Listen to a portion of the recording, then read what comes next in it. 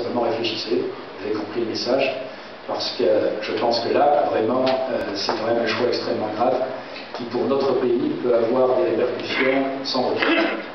Sur les législatives, vous aurez un parlementaire à choisir.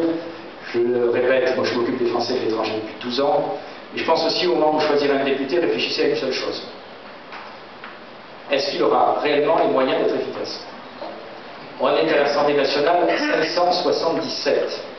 Si je vous demandais de citer le nom de certains parlementaires, à la limite, si je vous les énumère, vous en connaissez peut-être 150, mais il y en a 250 qui sont des sinistres inconnus de gauche et de droite, parce qu'ils ne risquent pas d'abord d'être abrutis par le travail, et d'autre part, parce qu'à l'Assemblée nationale, si on n'exerce pas certaines responsabilités, on a des moyens d'action qui sont relativement restreints. Si vous me faites confiance, j'ai déjà, si vous permettez, 4 mandats derrière moi. Ce qui veut dire qu'à l'Assemblée, je suis connu et reconnu, accessoirement, enfin accessoirement c'est pas péjoratif, mais de plus, je suis à l'heure actuelle ministre, je ne sais pas ce que la suite réserve, mais ça veut dire qu'au sein de la formation politique, comme d'ailleurs au sein de la formation politique d'en face, j'ai un certain nombre de relais d'influence qu'à mon avis, aucun autre candidat dans cette circonscription ne peut avoir. Dans cette circonscription, vous aurez d'ailleurs un candidat qui est quelqu'un de très bien de Thaïlande. Je dis simplement, posez-vous une seule fois la question de savoir s'il est élu, à quoi il peut réellement servir et quels seront ses moyens d'action. Je rajoute en plus, on me dit qu'il n'est jamais venu à Pattaya. Si en plus, habitant à quelques centaines à une centaine de kilomètres, il n'est jamais venu ici, il y a quand même de quoi aussi se poser des questions. Voilà, je ne vous dérange pas plus. Je suis à votre disposition. D'abord, merci pour votre patience et m'avoir écouté très calmement. Je suis surpris.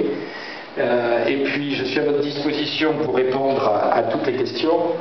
Si je suis élu, moi, je peux prendre quelques engagements simples. C'est au moins de venir 2 voire 3 fois à Pattaya par an.